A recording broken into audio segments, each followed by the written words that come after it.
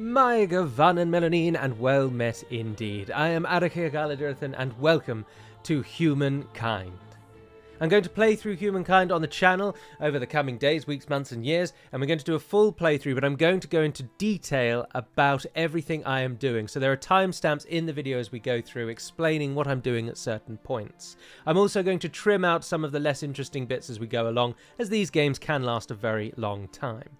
I also want to thank Amplitude Studios, the creators of the game, because whilst this is not sponsored by them, when they found out that I was going to do a playthrough of it, they asked me if I wanted to give away some keys for the game. So I've got 3 free Humankind base game keys to give, and 3 Cultures of Africa keys. These are Steam keys, so you just need Steam, obviously, to play it. I shall give them away in the first 6 episodes. For the first 3 episodes will be Humankind, and the next 3 episodes up to episode 6 will give away the Cultures of Africa. So 1 free game to give away in each of the first 3 episodes, and then 1 DLC to give away in the next 3. In order to win the copies of the games, all you need to do is comment down below, and I will then run them all through a random comment selector, which will choose a winner each video. So up until episode 6, there's something to win in each episode, so I do hope you'll enjoy that. So without any further ado, let's dive into talking about some of the game settings for what we're going to play for this game, just so that you know what to expect, and also so that I can just break down some of the key features that you need to decide at the start of the game. So the very first thing that you're going to want to set up and you're going to want to deal with is the game's difficulty. So the game has 2 ways of measuring difficulty. The first is that you can choose a flat difficulty rating. And if you hover over them, you can see that it gives you a little breakdown of what they do. There are 2 main things that they do. The first is they make the AI slightly more aggressive or passive. So on the lower tiers, the AI will try and avoid you, and they won't be very clever in obtaining fame, which we'll talk about later. The other thing that the difficulty does is it cheats, basically. There's no way around it. That's just how you have to say it. It gives the AI better yields as on the higher difficulties. So if you would get 5 food from a tile, they might get 10. It's as simple as that. It gives them more stuff to make up for their lack of intelligence. Because let's be honest, they are still only AIs. They're not ruling the world yet. And you can beat them with a modicum of intelligence. That's the first part of the difficulty, but there is a second aspect, though, in the competitors you choose. So, these AI personas all have an outlook, if you will, or they are designed in certain ways. So if we take Makeda, she's listed as an advanced AI, and that's because she's got a number of bonuses that give her strengths. So she gets +2 combat strength on units if she's bought an army, and she gets cheaper assimilation, which may not mean anything to you at the moment, but it just means that the way the AI personas are set up as well dictates the difficulty. Tilbrook, for example, is an expert. He gets a lot of benefits. And he plays in a specific way. So you can raise the overall difficulty and give all the AIs a boost, but then choose the easier enemies. So, for example, Lucy, who happens to be listed here, she's one of the easiest AIs to play against. So you can play around with the difficulty in that way by making the game harder, but having basically stupider enemies, or enemies that don't get as many bonuses. The other cool thing with this is that there's an AI persona aspect to playing the game yourself. So me as a player, this fellow over here in his Carolan garb, I can upload him to the Games Together forum, and then you can download my character and play against him. So when you play against him, he has a number of benefits that I don't get. But as you are then also able to download other people's players. So all of these ones listed here, right up down to Kulu, are all people I've downloaded off the website. And Dark Arrow and the Cat of Nine Tails, for example, are the game developers. So they've created those 2 people to be tough, and you can play against them if you wish to. So that is the AI persona and the difficulty. You then also need to decide on the pacing and the end game conditions. So the pacing is very straightforward. If a building takes 10 turns to build on normal, it'll take 2 turns on blitz and 20 on endless, for example. That's an argument's sake. But it applies across the board. So all population takes more food to grow, science technologies requires more science, money producing, no, money is unaffected actually, but everything takes longer. Units take longer to build, technologies take longer to research, and population takes longer to grow. what that actually does in practice is it means you tend to stay in each era for longer. So if you want to play a game where you focus heavily on the medieval period, then go for the endless turn time, and you'll be in the medieval period for longer than you normally would. The end game conditions are just that. They are what ends the game, not what wins the game. So your fame will decide who wins, and we'll see that in the game, but these are how the game ends. Personally, I like to reduce it all the way down to just the ones that I can directly control. So Mars Conquered is in essence a wonder victory. It's about building a physical thing on the world map. So if the AI is beating you to that, if you get the warning that someone is building the Mars expedition, you can find them and crush them and destroy the expedition, and then they won't get it. Whereas the endgame technologies, even if you defeat an AI down to one region, if they've got enough science, they might beat you to it. I don't like these ones because they make it feel like a race, whereas Empires Eliminated, Vassalized, and Mars Conquered feels more organic. It feels like the pace of the game is yours to set, whereas Turn Limit, Endgame Techs, Era Limit, and Pollution are all, you're just desperately racing the AI to the finish. And the Term Limit one I hate, because it just means as soon as you hit 350 turns, the game ends, that's it. And it shows you up here what the different turns are. So it's 300, 600, 450, for example. Pollution can actually be turned off altogether, so you can completely remove it, which means that any building that previously had a big negative effect because it gave pollution will now not give that negative effect. So it makes the game easier, because pollution gives worldwide negatives to everyone playing. So you have to be careful with that. But with all of our settings ready to go and everything set and adjusted, we're going for a new world 2-continent game in this one. But there are plenty of options, but I'm not going to go through all of these because they're all very self-explanatory. But the new world just means that every one of us, all 9 of us, will be on one continent, and there'll be another continent that no one is on, and we've got to go and find it. But with all of the settings in place, let's begin as we drive humankind. Our universe contains infinite stories, most of which are about rocks and ice at sub-zero temperatures in a vacuum. Rather boring. However, on a small damp rock, there is a story that bears a second look. It's your story. But the first 4 billion years or so mostly concern amino acids. Not much of a page turner. But then, over time, the amino acids bond together, and things start to get interesting and a bit drier.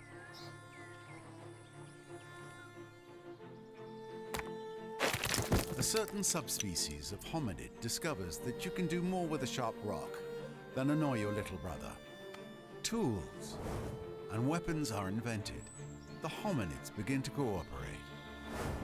Fire becomes a servant rather than an unpredictable force of nature. They learn to tan the skins of animals for clothing. They learn ways to record and probably exaggerate their adventures. Eventually, these tribes learn to build shelters and immediately hold the first barbecue parties. This is the dawn of humankind. Struggle and cooperation have been rewarded. The Neolithic era draws to a close. The whole world beckons. This tribe has come far, but the rest of their story is your story. You are the one who will build them into a great civilization. How far will you push humankind? The race begins. Goosebumps. A new world, a new history, untold possibilities. There is so much to see, to do, to learn, or, depending on one's preferences, to destroy. Welcome to Humankind. Annoyingly, I'm green. I thought I was going to be grey, but I'm not. So at the very beginning of the game, you start with your single solitary tribe that we just saw there in the introduction. And it is your job to fan out around the world and find a suitable place to begin thriving as a nation. But one of the first things you should always do is zoom out and get a rough idea where you are in the world. So Humankind has a feature called World Wrap, which just means that it's like our world, in that if you go west long enough, you will eventually start back to where you began. So the world is wrapped around, but you at least know if you're in the south, in the north, or in the middle. And now, judging from what we can see here, we know that we're on a coastline, which is lovely. It's very hard to be stabbed in the back when the enemy has to sail to you to do it. And the first thing you want to do is just start scouting around. Until we get a little bit of influence, we can't actually do anything.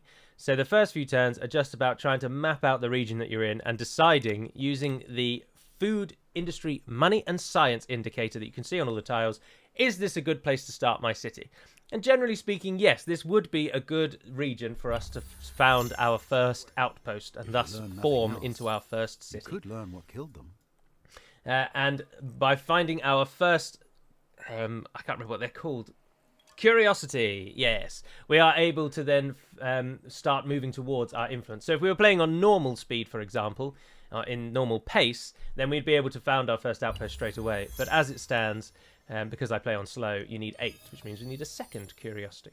You'll note there's a mammoth there as well. So in the Neolithic era, the aim is to get one of these stars completed. We want to either grow our population, which we can do. There's another type of curiosity which gives food. And once we reach 30 food, we'll spawn another tribe, which gives us another person, which takes us up to 2.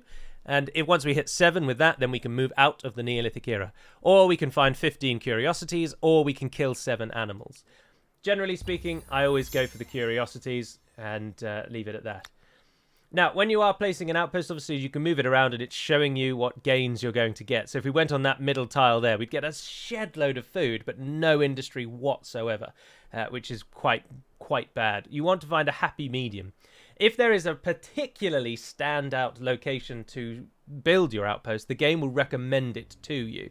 But personally, I'm thinking the 10-8 of this region here is probably the best bet. So we build there. The outpost takes some turns to build, and that is entirely based on the industry underneath it. So it needs to get to 53 industry. You saw a moment ago that we've got 8 industry, so it's going to take 6 turns. And we can then move out of this region. Oh, not before picking up that curiosity. Thank you very much. The reason why primarily you want to get the knowledge star and get all the curiosities is because it gives you a trait that lasts for the entire game, whereas the other two don't. So knowledge is quite the useful one.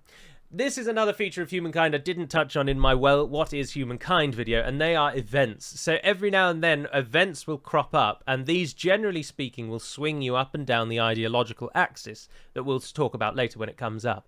But at the moment in the Neolithic, all it does is give you one-off little boosts. So we can either use the fighting games that are going on, we can codify these games and thereby get a discount on one of the research technologies we need. We can forbid it, which will give us more food in our outpost, or we can remove 2 food from our outpost, but our tribe will give 25 experience when they create a unit. Our nation will give 25 extra experience to any unit created on any one of our outposts or cities. Delicious. Though next time, it might be better if you washed it first. There we got our first food. You see we're going up there. 5 goes up to 30. And we can keep roaming around. Once we hit 30, as I say, we get a second tribe member, and then they can start roaming around as well. You do want to try and get as much food. You want to get as many scouts as possible. As with all strategy games, knowledge is absolutely key at the start of Humankind. And seeing and finding the world and finding places is fantastic because of things like these. These are luxury resources. And as you can see as I hover over them, each luxury resource gives me 2% more food and 4 stability per type of tea I've got on all of my towns and cities. So if I settled a city in that region and built and extracted that tea, you can see straight away we've got 2 different teas. That's 8 stability straight away and 4% more food as a given to all of our cities. So you want to scout around the world. You want to go and find... the mammoth stopped me going on there. No, we don't want to fight the mammoths. The mammoths and the deers will not fight us, but bears do. So if we come across bears, then we're going to use this one to get a new army so that we can start scouting twice. Bears, as I say, will fight you, but mammoths and deer don't. They just run off. You can attack them if you want to attack them, or you can leave them be. But in the first area, there's a lot of going back and forth and back and forth. Means a first step but we've got our first outpost, and once we hit 30 influence, we can build our second one. But also a new vulnerability. I really like the narrator. I know that Civilization uses named people. Obviously, Sean Bean has done it, and Leonard Nimoy has done it, and they've acted as the narrator. But personally, and it is just personal opinion, I'm really not out here just to harp on Civ over and over. But it takes me out of the game when I recognise the narrator's voice, because I just can't help but think, why is Sean Bean talking to me about bows and arrows? Lots of people love it. I just personally don't. And I think this narrator man has a perfectly a wonderful background voice, if you will. If you're wondering why we're not doing anything now with Amai, is I can if I want to train another tribe, but it will cost me 7 influence, which will stop me getting another outpost, and it will drop the population here at the moment, which is 1 down to nothing. But I can't upgrade it to a city until we're out of the Neolithic era. So we need one of those stars. So the Neolithic era is one of the only eras where you want to get out of it as quickly as possible. There's no benefit to staying around in the Neolithic era. On a wondrous planet. We found our first natural wonder, and courtesy again of the Bolivar event, all natural wonders now give unique benefits. So if I build a city in this region, then the Lensois Maraneses, I have no idea how to pronounce that. Lensois is how I want to say the first word. I've never even heard of that. But it gives 10 stability on the city it's attached to, 5 money per territories on that city, which is pretty good, and a flat 5 influence. So that would be a good place to have a city as well. Do we go back and get that, or do we move on? No, I think we should move on. Oh, I don't know, actually. Because if someone's in the background constantly harvesting things up, then that's all right. Right, we're 4 away now from our first knowledge star, which will get us out. But we're closing in on being able to build a second outpost, so we're looking for places for that. But at the moment, to be honest, the runaway winner would be the T area. And to try and connect that to our starting city straight away. It looks like we are nicely sandwiched at the bottom of the map. It's always nice to have the sea as a border, because it's very easy to dominate navally in this game, and the AI also doesn't really use navy if there is a land route. They'll only use navy if they have to. So having the sea protecting your southern borders is fantastic. But you saw that there's 8 AIs in this game, and there are 2 continents if you're interested, but I've chosen the game setting called New World, which means that all 8 of us are on one continent, and the other one is away in the distance, and no one starts on it. So we have to all try and rush to get there. Oh, we've got another event. Oh, Destiny, that wouldn't be too bad. We can give 20 food to one of our armies, though, which will see them probably double population, or we can give 20... No, I want 20 influence, I think. Yeah. Right, they're going to go and ransack that sanctuary, which gives us more food. Again, seeing them grow. This one doesn't look like it's going to grow before we get out of the era, but scouting around is enough. This region's looking pretty tasty as well. We've got some salt, plus 5 food for any salt that we come across. And you see, when I ransack the sanctuary, I get 5 food as a flat line, but it takes up the whole turn. But that will see them jump up to a second tribe, which is nice. But we could do with building an outpost back there, so I think I'll send one back so that Imai can attach to it as soon as we've built it. Unfortunately, we don't have any mountains. I'd like having mountains. We've got that one there, but that's about it. Disappointing to me. Very disappointing to me. And there we are. We have indeed found the coast. Oh, who is attacking me? Or did I... Oh, it's a bear. Right, we want to manually fight this because the AI might lose it. So and it just then gets to show us off our first battle. So I'm going to position myself up here on the high ground because I want to be on the high ground. Forests only help if you are being shot at, so in melee they make no difference. Hello, Future Gallo here, just jumping back in to let you know that past Gallo was wrong. Standing in the forest would give you an attack strength when you are attacked. So if you're in the forest and the enemy attacks you, you do more damage back to them. And it gives you cover from ranged fire. So he was partly correct, but mostly incorrect. So it's high ground all the way. The bear is going to try and capture our flag, so it wants to stand on this slot. So we want to stay there. Obviously, we've almost immediately lost our high ground advantage. When you hover over an enemy like this, you can see at the top, it shows you what the combat strength of each unit is. The attacking army always generally has the advantage and usually does more damage. But it's not always the case. And as you can see, the bear is actually now starting to whoop us. And I think we might just about lose this. Oh, it's going to be a draw, isn't it? Yeah, we're going to kill each other. Had we been able to actually stay on that singular bit of high ground, we might have been able to do it. But because the bear could get up, we're matched in strength, so the bear just wins. So alas, we're now back down to our 1, but they've just got another unit, so let's separate those 2 and send this one back. Why there's so many deer and mammoths in this bloody place? Stop! Leave me alone! Right, let's carry on with the scouting.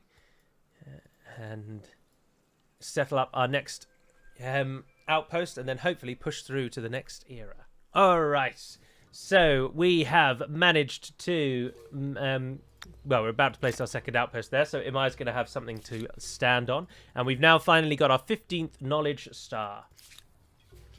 Tribe. Oh, and we've also bumped into an enemy who's claimed that region. Oh, that's annoying. Right, let's try and claim as much south of it as we can to get ourselves out of there. Scouting-wise is done for now. So, as we got the knowledge stars, as I say, we get to pick a trait that will last us for the game. So we've got makers, which makes every population on all of our cities give an extra industry. The same one for food, and another one for science. Generally speaking, there is not a winner with these. The only thing that's ever in my mind is that science eventually is useless. So that one will eventually stop being useful to you. Whereas the others will always have a benefit. And generally, I tend to go farmers or wattle and daub. And then now we can choose our culture. And as I say, there is almost no reason not to do this. The fame you get in the first eras is so minute that it's better to just push through and get out of the Neolithic era. I think you could leave this era with 300 fame, possibly, all told. Maybe 400 or 600, sorry, they're 200 each. So it's just not worth it. It's better to go through. But 2 AIs have already beaten. No, they've taken the Egyptians. The Egyptians are just such a strong civ in the early game. They are so useful. So someone's taken the Olmecs, which means they're going to be focusing on influence and food. It's always very worthwhile to see who's taken what, so you can roughly work out what they're going to be doing against you and how they're going to be trying to kill you. But someone's taken the Egyptians, which is very, very sad. There is, courtesy of the latest DLC, the Cultures of Latin America pack, there is a new industry culture in the Neolithic, in the ancient era, sorry, which is the Carolans. But I haven't played as them yet, and I'm just not sold that I think they're that good. The healer is the only healer unit in the game so far, so there will be more of those in the future. But at the moment, they are the only unit that heals. Because generally speaking, units do not heal themselves outside of your territory. So when you're at war and you're moving through enemy lands, you're not healing, but the healer allows you to. It's the first unit of its type. The Carolans, the builder focus means that we can make an entire city focus on production at the cost of money and science. It's useful later in the game. In the early game, it can nerf you quite badly, so you have to be more careful with it. But it gives us 1 food and 1 industry, 1 money, 1 science on all of our districts that give those types of things. Only on adjacency, though. So if we don't build our districts next to each other, then we're losing out on that. Our ceremonial plaza allows us to build a district unattached to our city, which is very unique. But that one has to be built along the coast, I think. But in this instance, that's not a problem. So we've got the Carolans as potentially as an option. The other go-to civ in the ancient era are the Harappans, or I say Harappans, but the narrator man says Harappans. They make food. They set you up perfectly for food. So this trait here at the top, which you've seen with every single nation, that's the legacy trait. It passes down through all the eras. We will have that forever. The canal network, the emblematic district, we can build that whilst we are in the ancient era, but once we move out of the era, we can no longer build that. So you to try and build as many as you can when you're in each era. And the unit, though, that stays with you forever until it is upgraded by a better unit. So the units do carry through as well, but eventually they are replaced. But for example, another reason why the Egyptians are so bloody good, the Markabata is a fantastic unit, and it's much better than the unit that it upgrades to. So you tend to keep that for quite some time, to be honest. So we could also choose the Assyrians, but the Assyrians are one of the objectively worst nations in the game. No, sorry, I'm thinking of the Hittites. The Assyrians are not too bad, but it's the Hittites that are just awful. Very rarely picked by anyone. Harappans are a good shout. Mycenaeans, if we wanted to be really aggressive, their Cyclopean fortress is a very good garrison district. The Nubians are good for money, and I'm tempted with them because we know we've got those 2 tea deposits, so that's 10 gold straight away that we're thinking about, because they give 5 money on luxury resource deposit, and we know that we're going to have the 2 tea deposits there. Potentially we've got this salt deposit down there, so that could be 15 gold straight away we could get with the Nubians, so there's potential for the Nubians. Their emblematic quarter is industry and money, which is always very useful. The Phoenicians give us money if we are trading with other people, so they're good if you can make alliances and trade with others. And then, as I've mentioned in the What is Humankind video, the Zhou, the Zhao, the Zhou, I don't know how you pronounce it, but they're good if you've got mountains, but if you don't have mountains, they're not very good at all. They do get the Jianqi, don't know, but which is a good chariot. So those are our selections. I'd be really tempted with the Nubians because I think the Moreau Pyramid and the money we might get from the luxury resources isn't bad. But then the Harappans are just so universally considered good. It's normally a good shout to go for them. The canal network is good. 3 food as a baseline and 2 extra food if you build farmers' quarters next to it. Note that quarters and districts are interchangeable. They mean the same thing. And of course it gives the 1 food. It counts as a river as well, so it means that any infrastructure which is like 2 extra industry on river will directly affect that tile, even if it's not placed on a river itself. So you can get some good river adjacencies. The Bantu, I've never really played as the Bantu. They get 2 extra influence per number of adjacent empires on a territory. So they're good if you're surrounded, but if you don't have many neighbours, they don't really give you any benefits. And the Mupia Fields I don't think is very good. But the Pioneer can create outposts using units rather than influence. So there's a use for that. But I think I'm probably going to go Harappans, to be honest. Although the Ceremonial Plaza gives faith. I've not played as the Carolans yet. Let's play as the Carolans. What the hell? The DLC has literally just come out. Challenges of a young civilization. It's hard keeping up with the neighbors when they have the wheel and you don't. Humankind learns quickly that everyone contributes. If you're terrified of wild animals, you can grow lentils or catch fish. Tribes settle towns. Towns develop markets, and markets begin the exchange of goods, services, and most important, rumors and hearsay. A new future awaits. Let us see if this culture will bring your dreams or your nightmares to fruition. Such a silky voice. So we have gone into the ancient era with the Carolans. Oh, and we've been attacked by the Blues. You dirty scum. We don't even know who you are yet and you're attacking us. So this is the little battle management. We can see that we have scouts who have a 13 attack. They can move 4 tiles and they're a close combat unit, but they don't have any other benefits. And they have a tribe which has 3 less attack than us. So why they're fighting us, I do not know. So we will manual battle that, and we will stand here because this river will mean that when they're attacking us, we get bonuses.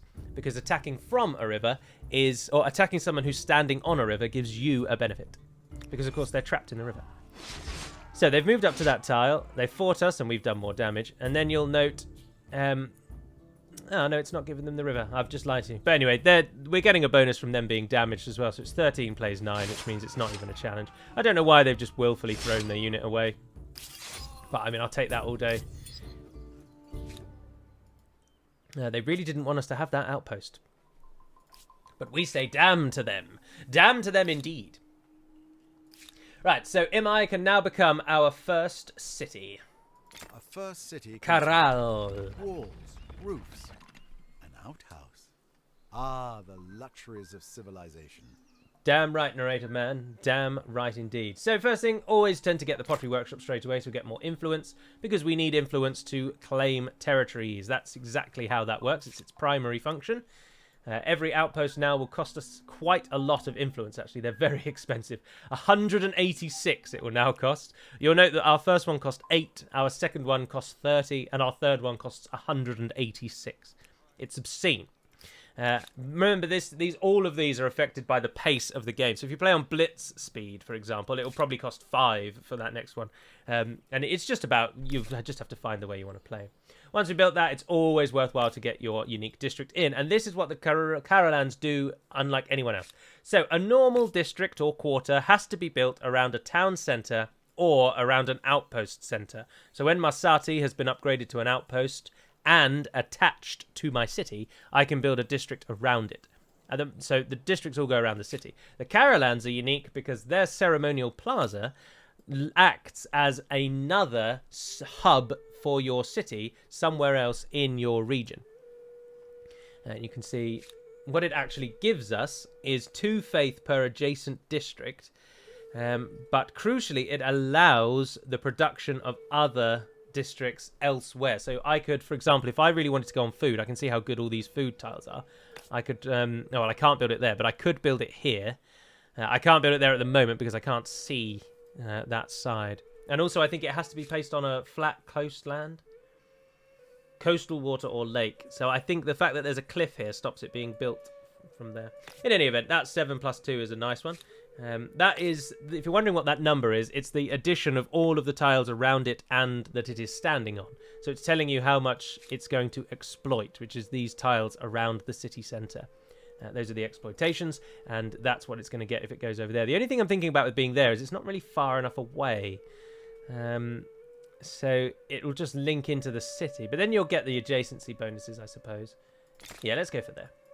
So we've got the pottery workshop going, and we've got the ceremonial plaza. We can now also choose our first research, and it's always best to get these four. The order you do them in is up to you. I'm going to go for calendar first, so we can try and get that tea, because this building here is what will allow us to extract luxury resources. So we want that up as quickly as possible. And after that, I tend to just queue them up in a line, personally. They will come along. They will speed up.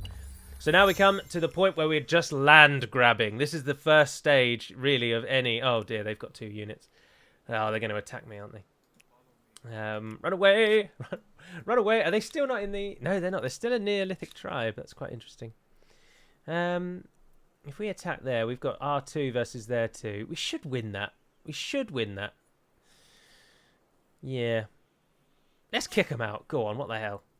Aggression... Humankind is a very war-focused game. You have to be always ever ready that you're going to be fighting people. They both retreated. We don't have any movement points, so we can't chase them, but it does mean that we're going to kick them out. The blues came in from over here, so I think they'll be coming in from that kind of direction. I don't click on end turn, by the way. I've got a lot of keys attached to my mouse, so you won't actually see me doing a lot of things.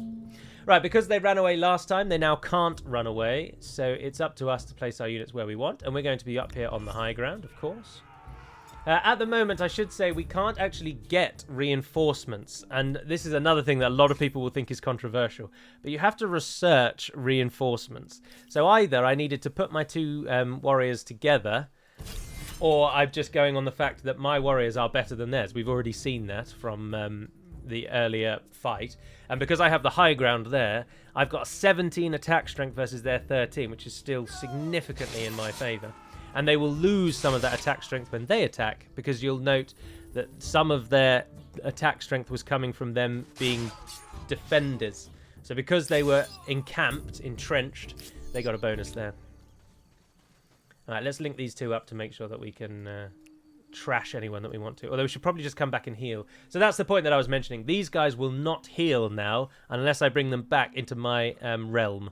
So out there, they won't do anything. Oh, and I haven't renamed my city. I know Corral is the historic one, but we can't call it that. I have a habit of calling my capital cities Mount something. And I usually just make up a word, to be honest. Let's go with Praesius, because that's one of my favourite core words from Latin-inspired themes. Right, let's try and hunt down that other bugger as well, actually. I don't think we do need to heal, because we've got 2 of us, and there's 1 of him.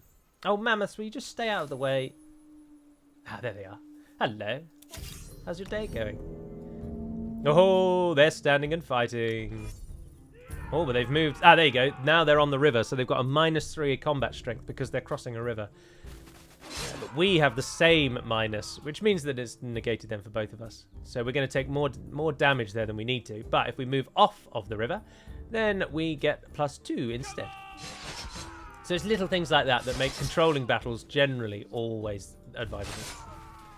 Hopefully that's blue killed. I always love getting an early kill. And then you're free to do what you want. Of herds and heirlooms, I won't read all of these out, but obviously feel free to pause and read if you want to. This is the first one that's then going to affect our ideology. So our civics. At the moment we are bang down the middle, which just gives us 40 extra stability on all of our cities, courtesy of all of these being in the middle. You can swing them up and down with these events and with civics that we will later see. And then they give you progressively less stability, but more of a FIMS bonus. So industry on that one, money on that one, food on that one, combat strength, faith, science, and then influence, and then that one's rubbish. Almost no one ever uses the order one. It's just generally useless. The influence is always better. So we've been given an option, and you can see that it will swing us along the line. If you hover over it in the corner there, it shows you which way it's going. Generally speaking, the 10% extra food that you get from the collectivism Oh no, sorry, where's the food one? There we are. Food's world, so I'm in the wrong one entirely. Industry or money. Industry's usually better. And you just want to swing these on what's best for your nation at any one time. That's how you make the decisions on those. So let's then cut through and try and get this region established so that yellow can't push down and we can secure this southern peninsula. And then ideally, we can get as many of these down as possible, as quickly as possible, so that we can claim the land. It's all about the land grab in the early ages. So our outpost Masati is now ready to be connected to Mount Praesius, so I could attach it. And then Masati at the moment has one person inside of it, one population of a maximum of 4. But in 3 turns, it's going to get a second one. But in Mount Praesius, it's going to take 11 turns to get more people. So if we wait those 3 turns before we attach Masati, we can get 2 extra people in it instead. Something you can do with outposts once you've set them up as well is you can relocate them for a very cheap cost. So if you are trying to grab a region before the AI gets to it, because the AI loves to land grab, then you can just get into the region and place an outpost down immediately. And then once it's set up, you can then move it. And again, the game will suggest various places. So you can see I can move it to some of these and it will reduce the food I'm getting, but it'll increase the industry I'm getting. And that is a choice that I can take if I want to. But given that this one is such a huge food producer, when 4 food is our current capital's food, we're going to stick with the location that we had it in originally. And so we'll wait those 3 turns before we attach it. All the while as well, we've come across the blues now, or purples. Really good colour, right on the edge there. So that's going to be a chief region as well. And of course, Byblos has been settled. So the Phoenicians have been founded to our north, although we haven't technically met them yet, even though we can see them. So we're either going to be in an early war with them, or we're going to try and ally them. Generally speaking, in Humankind, alliances are so powerful for one key reason, and that is trade. Trade is so powerful in Humankind, and it can really be the difference between a storming victory for you and a crushing defeat. And so it is very, very worthwhile really trying to be on everyone's good side and just get everyone in on the fame. Oh, we can claim this territory. Yes, please. This is where I'd like to found my second city, to be honest, because I want to make use of the natural wonder. We can get 4 and 12 there. That's not that great. But there's no one around, so let's just go and see what's on the western side of this province and see if we can't make use of that. And then we'll get our next outpost set up. So, another consideration when you are attaching outposts to cities, and something that's very powerful, and I'm very grateful that it's just lined up perfectly for me, is that when an outpost is still an outpost, you can build luxury resource extractors using influence instead of industry. We have 100 influence at the moment, so that is a no-brainer. We can take use of both of those tea deposits. You can now see up in the corner we've got 2 tea, which means we're getting 8 stability and 4% food on all of our regions, which is not very much at the moment, but that will add up in the future. And this is what trade is all about. So tea obviously is very useful. There are 4 tea deposits in the world. You can see from the tab there that it shows 2 out of 4 at the bottom. And we trade those resources. That is what trade does. So now if I were to contact the Phoenicians in the north and tell them, hey, I've got some tea, would you like to trade? They can buy that tea off of me. I get a one-time hit of money and they get access to my tea. So they get the benefit of that 2% food and 8 stability, or in this case 4 if they buy both. And the same thing applies to us. We can use the trade to get access to resources we don't have, which keeps our cities happy by keeping the stability high, and crucially gives us access to those resources. Now, you can see here that at the minute we're taking a long time to build things. Our industry is only 17, which is pretty crap. So it's time to get some makers' quarters going. We can get 2 industry and 2 faith, or we can get 5 industry up there. Note that when you build a district, it will harvest, the exploitation will then go to the areas around the edge as well. But interestingly, unlike the ceremonial plaza, which you saw earlier showed us the full outcome of what it was going to give us, if we build a maker's quarters here, it's showing that we're going to lose 1 food. But in practice, we're actually then going to exploit 4 food from these 2 tiles. But the game doesn't show you that. So you have to just work that out on your own. So building that there won't actually reduce our food by 1. It will instead increase our food by 3, but as I say, the game just doesn't, for some reason, it doesn't add that in. But we want this strictly for influence, but for industry, sorry, and 2 industry is not actually that great. But the 2 faith isn't too bad, because then we can start getting a head start on the religion. And I'm wondering if maybe that's a better play. No, I think we should go over there, because we're going to get 5 from building it, and then we're going to get that extra 4 from those 2 there, so I'm going to go there.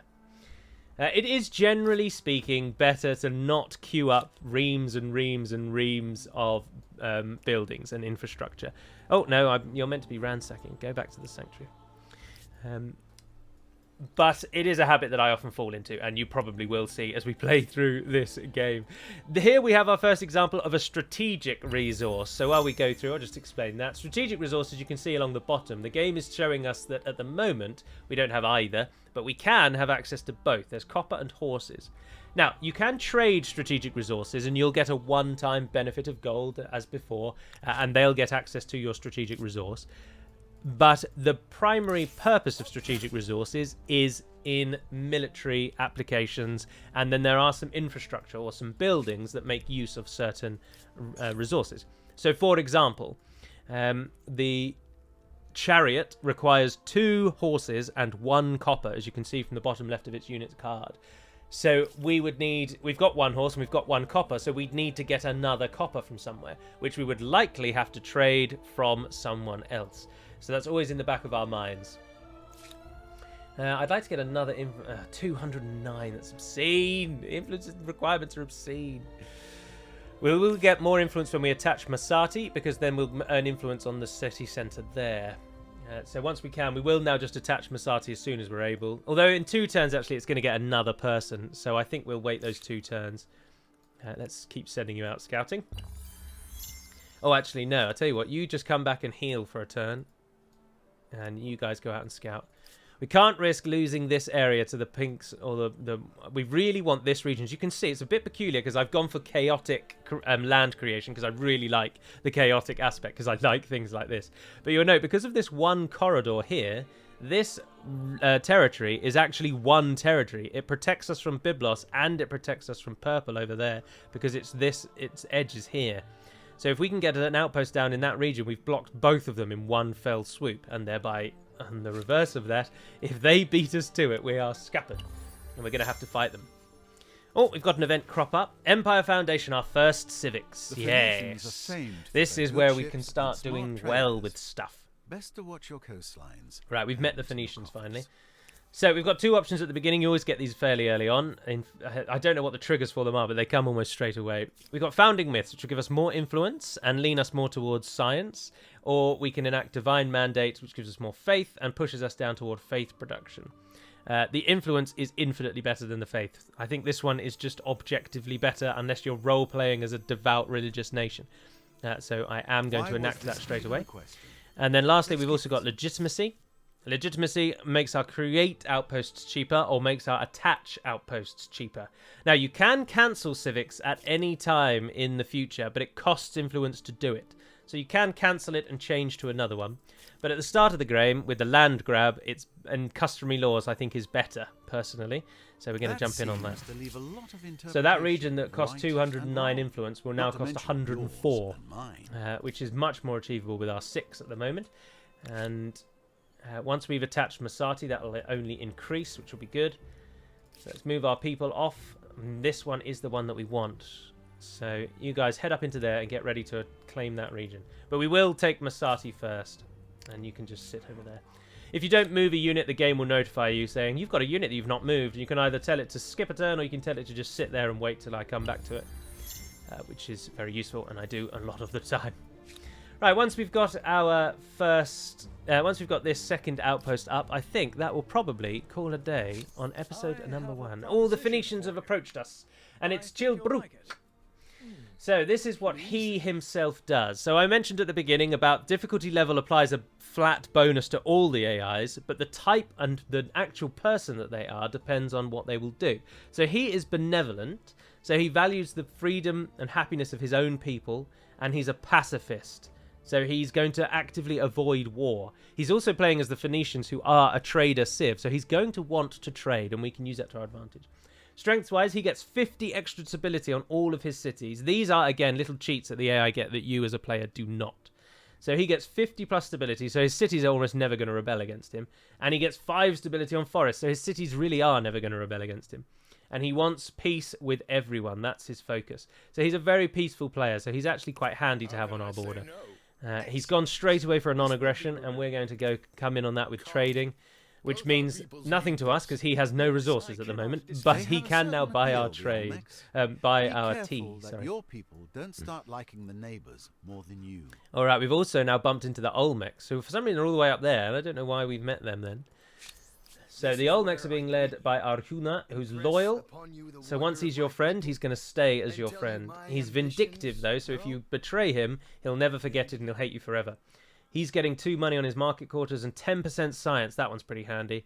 And his bias is they retaliate until extermination. So he's defensive, but if you do attack him, he's going to remember it. But he has got some incense, which will give us 5 money on all our cities and 4 stability. And that's something I would jump at if we can afford it. Which we can. 93 money and a trade route is set up. A first trade link. Yes. So many interesting questions arise. Barter or currency? Exchange rates? Tolls and taxes to fill your coffers? Fill my coffers, please. Fill my coffers. Oh, we've got an... Oh, hello. Hello. Someone's got scouts out already. That means they've got domestication. Our science is quite bad, as you can see. We're only making 3 a turn. That's not very good at all.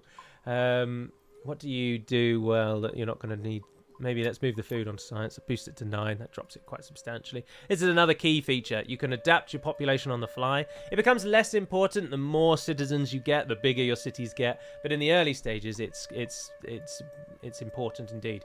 And that jump from dropping domestication down from, what was it, 13 turns to 5 is worth the loss in food, because we're about to take Masati, which has 19 food and 3 people.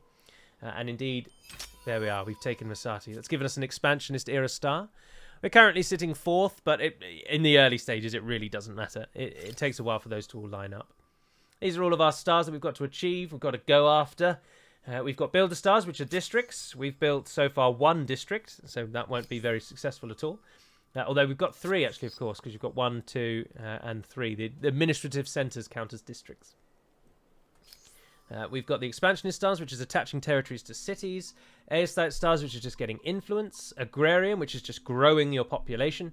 Merchant stars, gaining money, that's self-explanatory. Science, getting technologies, again, self-explanatory. And finally, military, which is defeating military units. Now, that's military units. That's 9 units, not 9 armies. So if this army was full and had 4 people in it and we defeated it, that would be 4 units, not 1 army.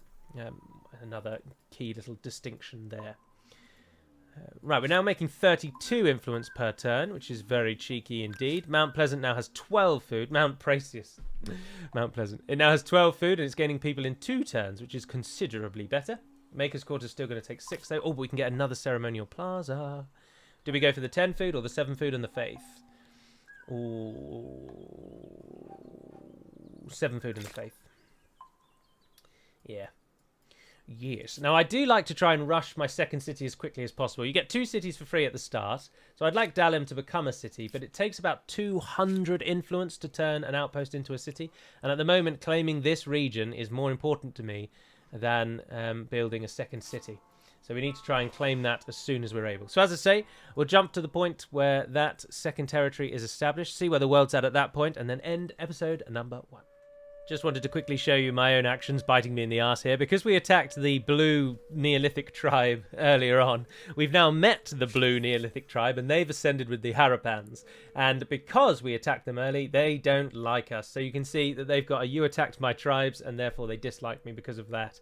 But it is improving, so she's not going to become too bloodthirsty yet. But she's over there in the west. And it's still these purples that I want to find. Alrighty, so we're far enough in now that we can create a religion.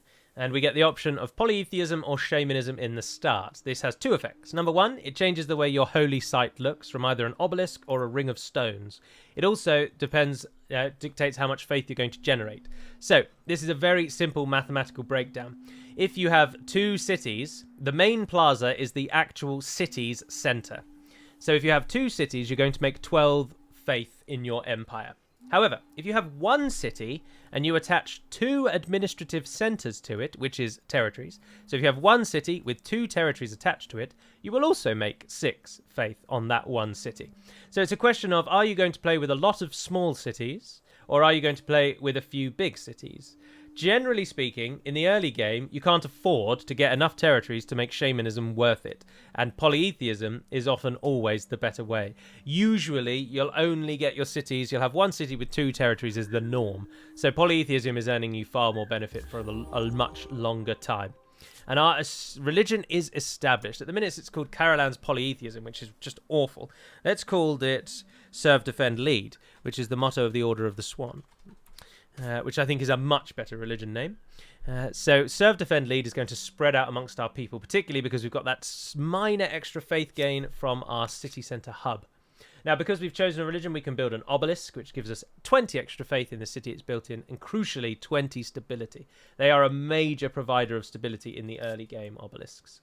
We've also been sent a deal. Ooh, the Phoenicians want our horses. Have they got any strategics? No. We're going to have horses and copper.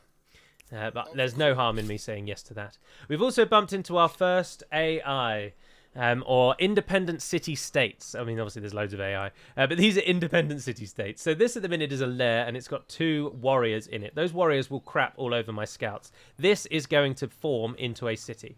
We do not want to fight those warriors. They will kill us. So we need to run away. They always defend themselves. And in a few turns, that lair is going to turn into its own independent city.